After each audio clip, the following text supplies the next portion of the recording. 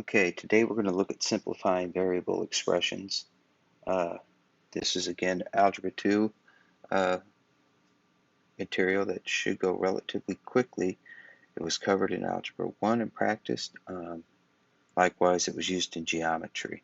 Okay, so we're simplifying variable expressions. So variable expressions are just a group of numbers and variables added, subtracted, multiplied, and divided um, together. These are not equations yet, so there's no equal sign. We're just going to take these expressions and simplify them. So first, a little vocab. I'll use vocab throughout the lessons. If you don't understand a term or one of the words, just let me know when we meet in class. All right, so when we refer to terms, that's a number, variable, or a product of the two things. So, for example, just a single number 4, we can refer to it as a term. Just a single variable x is a term.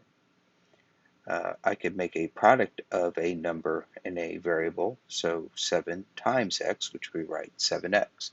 That's a term.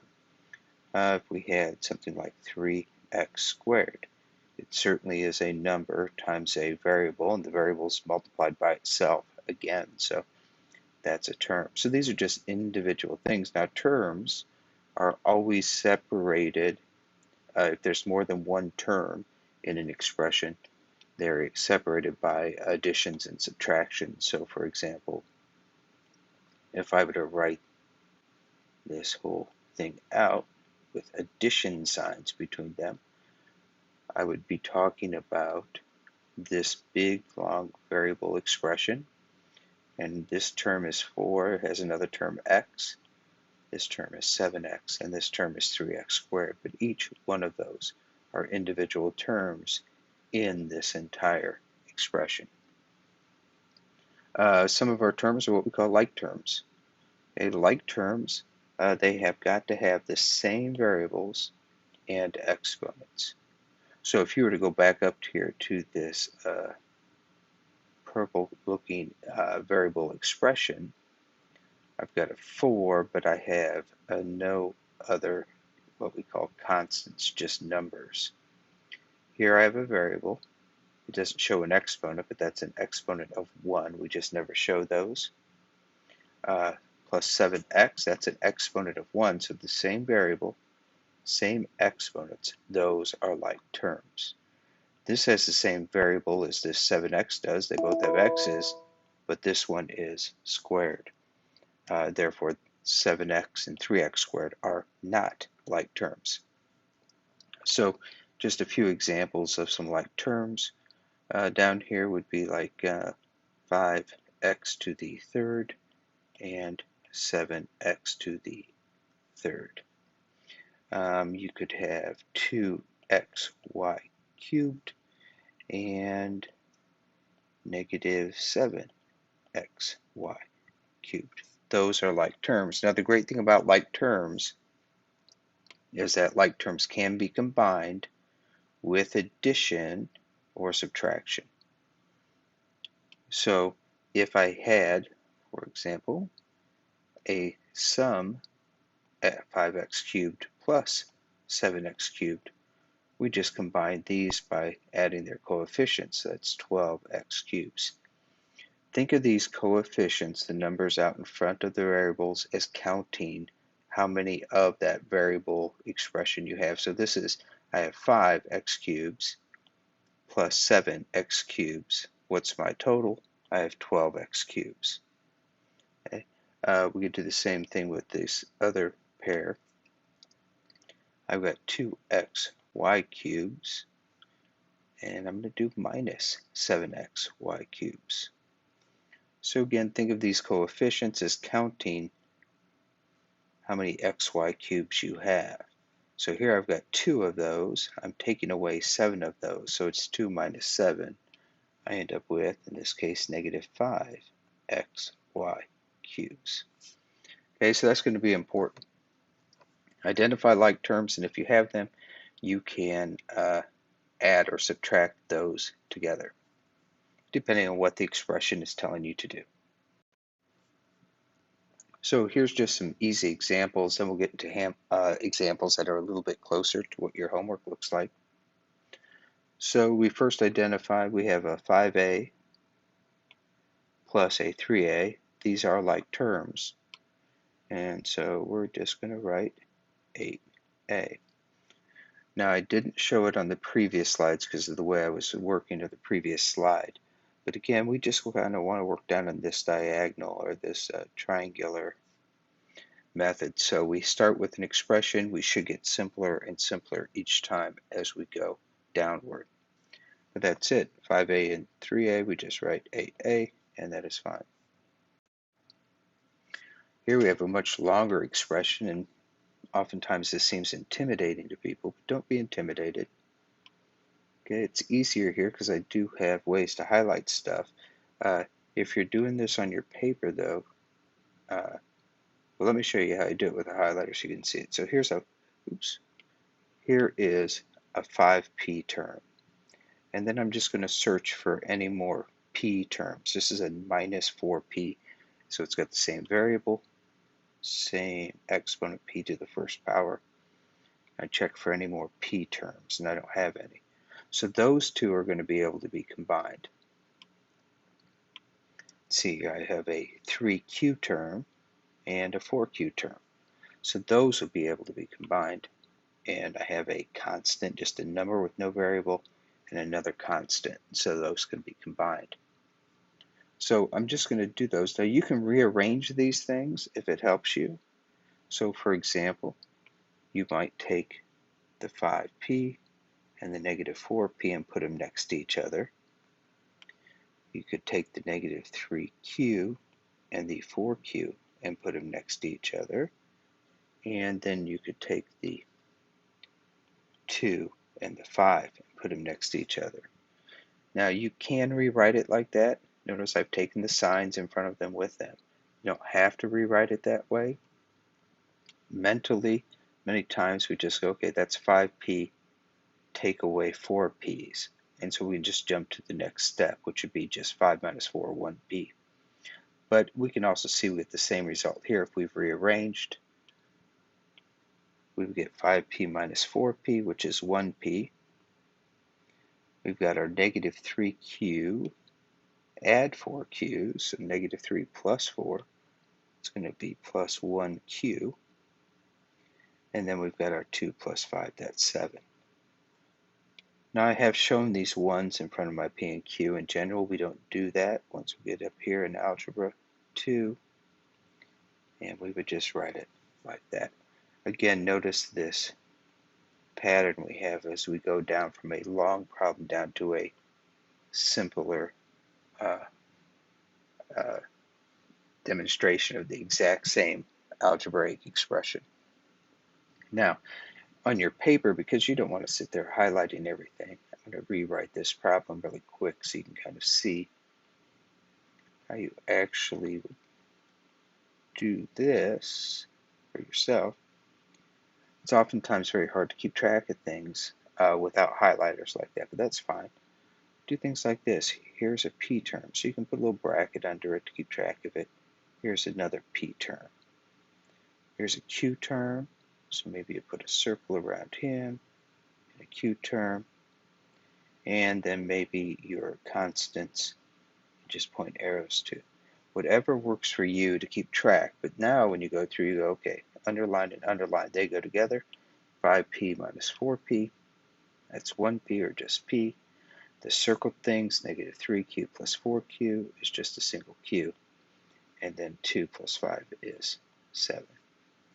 So however you want to work it, again, you could rearrange it, you can mark things up, or if you're really strong mentally keeping track of everything, you don't have to mark anything.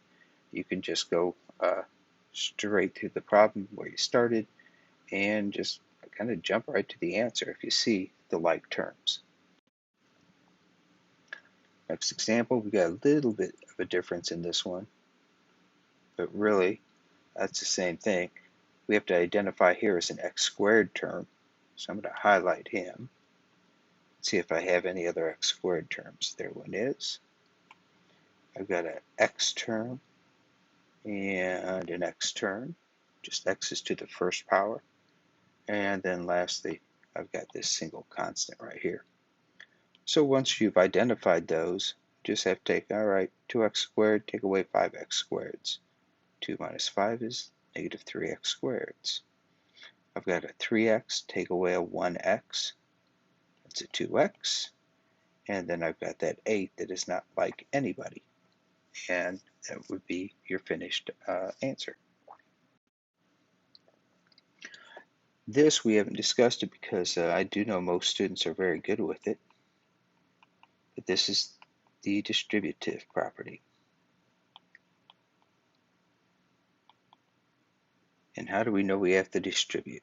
Well, whenever you see parentheses like this and a multiplier out front, okay, in this case it's 4. We haven't shown any multiplication symbol, but that means 4 times all of this stuff. And the material inside this expression has to have a plus or minus, at least one of them, inside here. Okay, and that indicates distributive. It's actually called the distributive property of multiplication over, in this case, subtraction. But look for, you got to make sure you have a minus or an addition inside there. And if you recall, the distributive property looks like this. A times B plus C equals A times B, which we write as A dot B or just AB, and then plus, and here comes that distribution, spreading it out to the other term inside, A times C.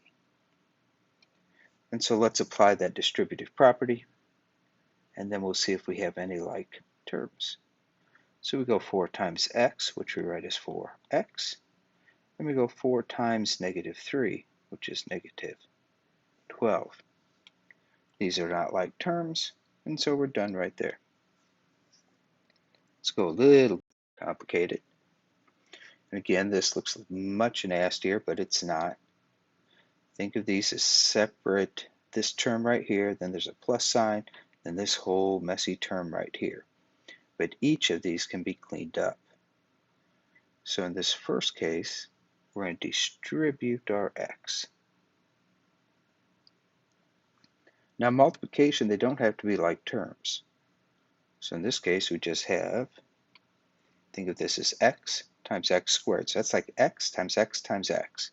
But we have a shortcut for writing x times x times x, and that's x to the third power, or x cubed. Next, we have to take x times negative 2y. And so we just rewrite that as negative 2xy. Order does not matter here. You could have written 2yx, but we always want to put the coefficient out front. And then in general, since I'm distributing that x, and since x and y go alphabetically ordered that way, we'd put it that way, negative 2xy. Let's distribute the next term out here. 3x squared times x, and then 3x squared times 2y. So let's draw these in here. So we got to distribute this whole thing. It's really easy to write multiplication when you're doing variables because the first one is going to be a 3 times an x squared times an x. So we just write that. 3 times an x squared times an x, but x times x times x is x cubed. And really all you're doing is adding the exponents on those. And let's do our next distribution. 3x squared times 2y. Well, 3 times 2 is 6. And then we got an x squared that we'll have in there, and then times a y. Now, don't forget, once you've done any distribution, you have to go through and look for any like terms to see if you can clean up the expression. I've got an x cubed term here, and I've got 3 x cubes there. That gives me a total of 4x cubes. See here, this is a xy, and this one is an x squared y right there. So those cannot be combined, and so I'm just going to write that as a separate term, minus 2xy, and then the last term, 6x squared. 5y. So we've gone from this big expression up here, reduced it, and then we end up with our simplest expression at the bottom. Ooh, this one looks kind of difficult, but let's see if we can figure out what to do here. So let's go ahead in the numerator here. Remember that whole thing's a group above the 3. Let's take care of that distribution right there, and then we'll see where we're at. So we distribute 2 times x, 2 times y, which is 2x plus 2y, all over 3, plus our 5 over 3. And that y, it's sticking off to the side, but it really means it's in the numerator, so it kind of looks nicer putting it up there with the numerator, because look at that 2y and that 5y. Now we've got 2 like terms. This fraction's a little bit difficult to deal with, but if you remember how fractions work, fractions, when they are added, have the same denominator. So this is the exact same problem. If I were to add 2x over 3 plus 2y over 3, I'd get 2x plus 2y, all over that common denominator. But by breaking it up in this fashion, these terms, this is a 2y term, this is a 5y term, they're both just y terms. And they both have a denominator of 3. Therefore, we can add them together. 2y plus 5y is 7y's, all over that common denominator of 3. And we are in simplest form. Okay? So remember, when we add fractions, you have to have common denominators. Our final example is this relatively long expression. We've got 1, 2, 3, 4 terms. Let's see if we have some like terms. This is an x squared term, and so is that. So those two will be able to combine. This is an x term and an x term, just x's to the first power. I'm going to rearrange this one and put our like terms together. I think it'll help you see what's going on here a little bit better. So there's our first 2 like terms, and then x plus x are the other 2. Let's take care of those n2 first.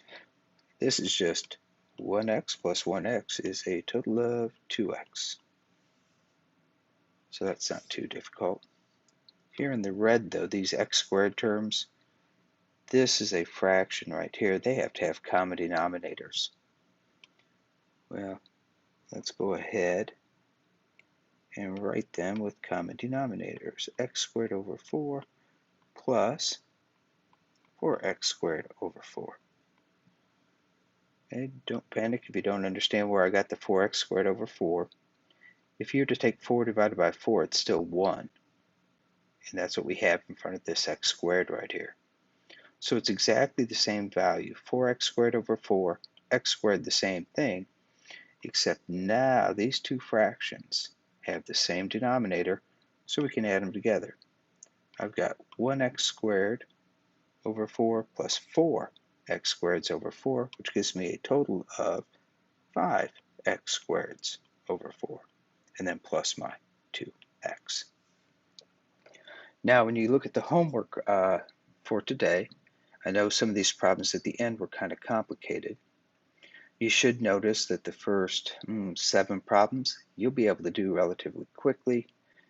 8 and 9 get a little bit tougher, but they're very similar examples that I just did for you.